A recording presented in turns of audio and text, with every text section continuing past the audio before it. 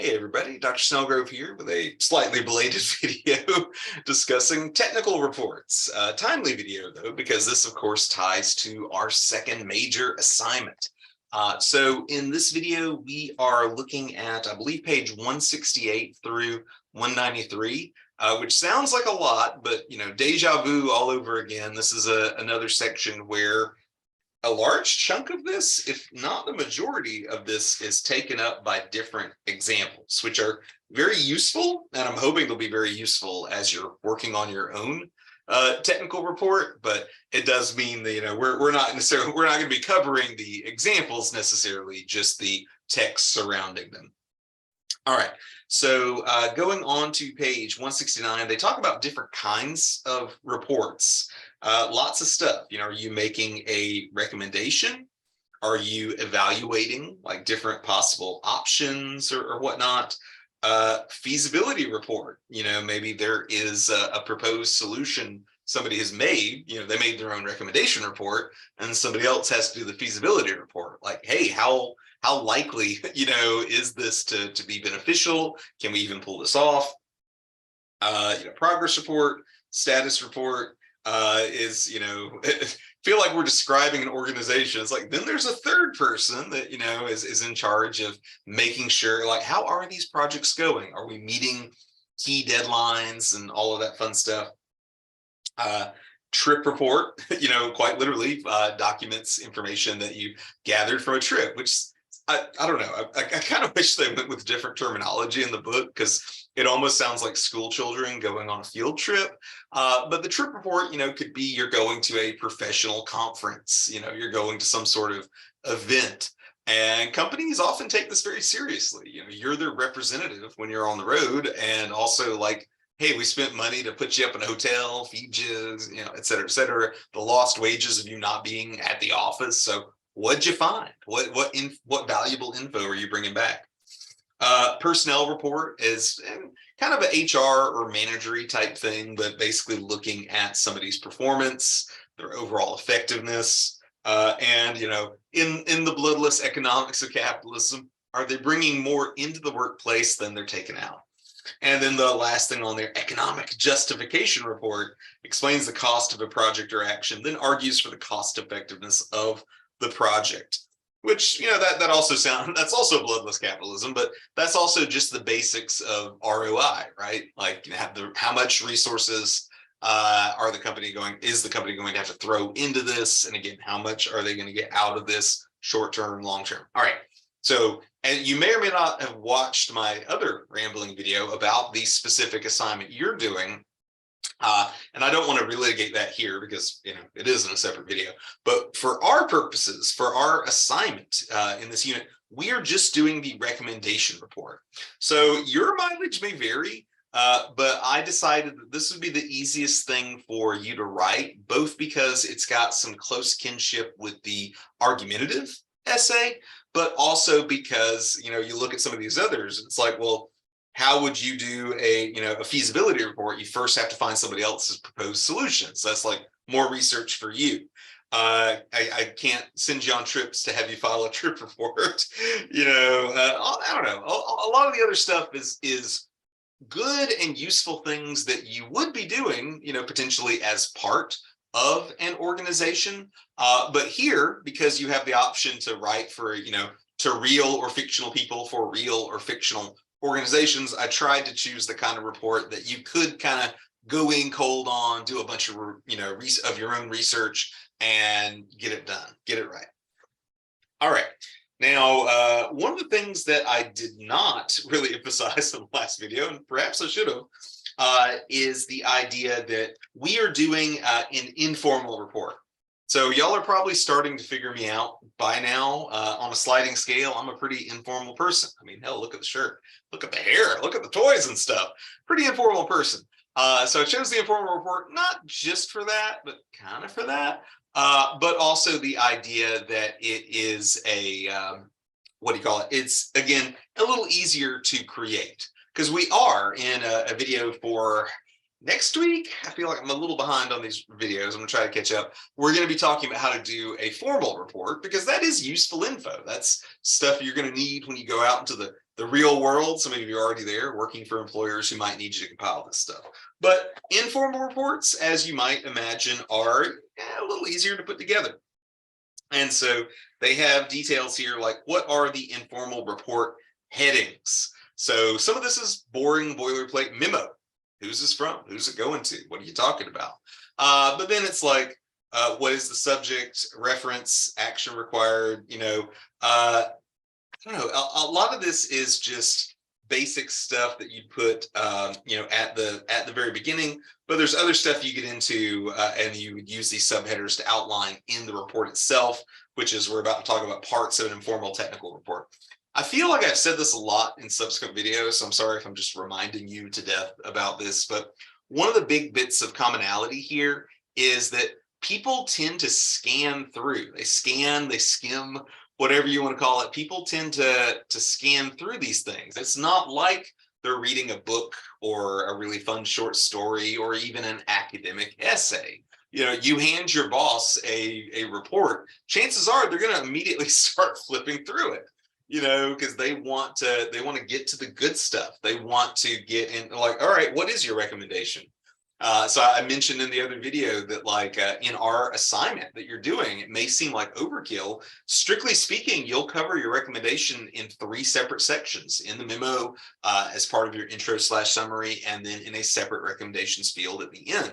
That's not a coincidence, and I'm not trying to make your life easier by letting you cover the same stuff over and over, but that's just a writing for the real world thing. If they don't notice it in the memo section and they don't notice it in the intro summary section, they're going to notice it in the big section labeled recommendations, right? So that's how your boss or another decision maker will actually see what you're talking about. All right, so the parts of an informal technical report. All right, past the memo and all that fun stuff, it's like, all right, introduction. What are we doing in the introduction? And I keep saying, like I said this in the other video, but like writing an introduction for this kind of thing for a technical report is very different from writing a recommendation for, writing an intro for like an academic paper, and an academic paper would be something where it's like, oh, hey, let me have a fun hook and lots of meaty background info, and then we have a thesis. And a technical report is like the bizarro version of that, because you don't really have a hook. Unfortunately, they don't really worry about hooks in the world of technical reports. You do have to have background info, which we're going to talk about that, but it's going to be short and to the point. And the closest thing you have to a thesis is your recommendation. But like I said, the recommendations are, strictly speaking, all over this damn thing. All right, so the basics, what goes in intro? Subject or report topic. Literally, what is this about? Report purpose. What are you trying to do? And I am fond of your book for a few things, including the fact that they often emphasize like short and to the point. So I'm not saying y'all did this. I'm not trying to cast aspersions or anything, but a lot of people, as students, we get into the survival mode where it's like, all right, he said a 5-page paper, I got to stretch things out. And so as your book points out, you can usually talk about the purpose, like as in why you wrote this. That could be like 1 sentence. In fact, they said you could combine the topic and purpose into 1 sentence. I often think, I think I've mentioned it in videos before, I often think about Kevin from The Office. Why use many word when few word do trick? So yeah, you can really quickly get into that. The meteor section, or at least a meteor section, would be the background or rationale, where it's like, okay, this is going to be 1 or more paragraphs where you get into, all right, what made you, write this report? Not me, of course, you'd be like, this asshole's making me write, but, in the context of the report, what are the issues that led to this recommendation? Because this is just basic cause and effect stuff, right? The idea of, hey, XYZ things happen, that's why I'm recommending ABC. So background or rationales where you get everyone up to speed on this. And, it's maybe this is a no duh as I say it out loud, but this information is important in any sort of large information or large organizational hierarchy, because take it from me, your boss ain't seeing what you're seeing. You have very different daily lives at the office. So you can't count on the boss or anyone else that might be reading your report to automatically know all the stuff that led to your recommendation, which is why this section exists. And they have a nice little example in the book where it's like, hey, a university is recommending developing online versions of our high demand courses. It's like, when was this book written? We've been doing that for a while now, online versions and stuff, even before COVID. But it's like, all right, why should we do this? The university loses substantial funding when students do not enroll for summer courses. Many would enroll for online versions of these courses if we offered them. The loss in revenue has increased over the past 3 years. To make a well-informed decision, we must determine the courses we could develop for the online hybrid delivery, the cost involved in redesign, the time required for effective conversion. Discussion of each point follows. All right, so it's just kind of like, why? And it doesn't have to be long. Again, that was technically two paragraphs, in the sense that that one sentence above there was its own paragraph. Again, short and to the point is always the language of a technical report. And this leads immediately into report development, what topics you will cover. And so this can also be a short thing. And I kind of waffled back and forth on what is and is not similar between this and, say, writing an essay. And so like writing a traditional academic essay. And so the closest thing this part has in common, this reminds me of what every writing teacher has a different term for this. I call it the essay map, where like in my composition classes, I'll tell people, like, if you really want to, you can follow your thesis up where it's like, hey, we need to do this because A, B, and C. And then A, B, and C map into what you're going to talk about in paragraphs of your paper. So here, report development is, these are the things you're going to get into, the topics you're going to cover in greater detail. But this, again, people skim through technical reports. So it's like you have a big old section, well, actually a pretty short section, probably, report development, but it's getting into what you're going to get into. So it's like a preview of coming attractions. All right. So the next section is the summary, and it's easier said than done, of course, but the summary, as the book says, should tell your readers the essential points and findings in the report. Informal reports may combine the introduction and summary into one paragraph, consisting of the key points and the purpose. I'm fine, by the way. I don't know if I explicitly said this in the other video. I'm fine if you want to condense this stuff and combine it. As you all may or may not have noticed when I was grading the PowerPoint presentations, I'm a very literal-minded fellow. So I'll be like, hey, the assignment says your presentation, your report needs to include the following elements. I'm mostly like, did they include them? I'm not going to be too precious about like, oh God, you had the intro and the summary, blended together. That's fine. That is a-okay. Now, the meat and potatoes of a report is the discussion section. All right, just develop each point that you state you will discuss in the introduction. So for better or for worse, very few, if any, of the examples, which, that's like the whole rest of the section is just examples of different reports. So they don't all line up with exactly what I'm having you do, but I would recommend that you skim, no pun intended, through these to see different ways of laying this information out, because there really are different approaches. But the one thing that they all kind of have in common is that the discussion section where you develop each point, that is the bulk of it. Because like I said, if you must compare this to an essay, this is kind of like an argumentative essay. You're making a recommendation. All right, you're making a recommendation. People aren't automatically going to agree with you unless you work in a really great workplace.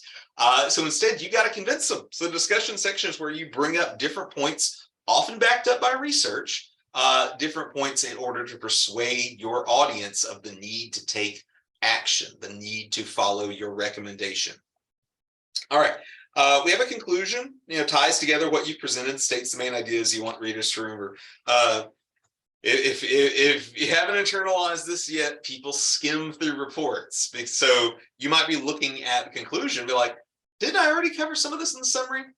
Yeah, you did. So we just want you to find don't copy and paste, find a new way to like quickly review what stuff is, and then maybe end on a memorable note. Again, compared to an academic paper, this section could be pretty short. But again, keep saying this, now I'm being the redundant one, but you can't count on them, reading everything from top to bottom. So it's like, all right, if they didn't read the summary at the top, they're going to read the conclusion here at the bottom and kind of figure out what you've been talking about, generally speaking. All right, now the book includes this as a separate thing. I have made it into an actual requirement of your assignment, the recommendation section. So having a section explicitly subheader labeled recommendations, and you get into what you want to do. So this could be one or more recommendations. It's fine if you have multiple recommendations that are all kind of related to one another. This probably goes without saying, but I'll say it anyway. Your recommendations do need to be in line with your research that you bring in. So it's like, hey, I'm bringing in, the assignment calls for at least 5 sources, right? 5 sources for your paper. It's like, all right, I need to make sure that, my recommendations are in line with what I've discovered via research.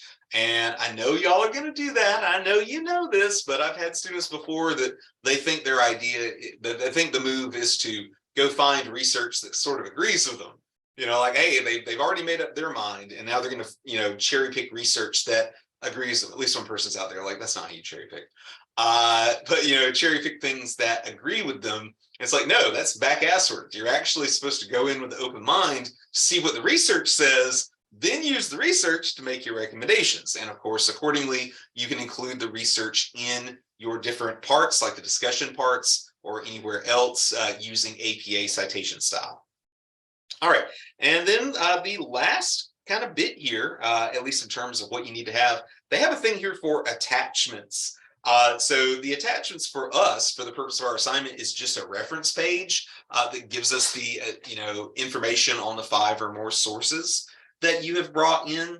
But if you want to include other information, maybe visual elements or something like that, beyond the reference page, I'm personally fine with you doing that. Now, because I'm a monster, the reference page doesn't count towards the 5 pages for the assignment. Anything else you throw in doesn't count towards 5 pages for the assignment. But you may or may not have ever done this in Composition 1 or other classes, but this would be a good opportunity for you to maybe create an appendix if you have visual elements.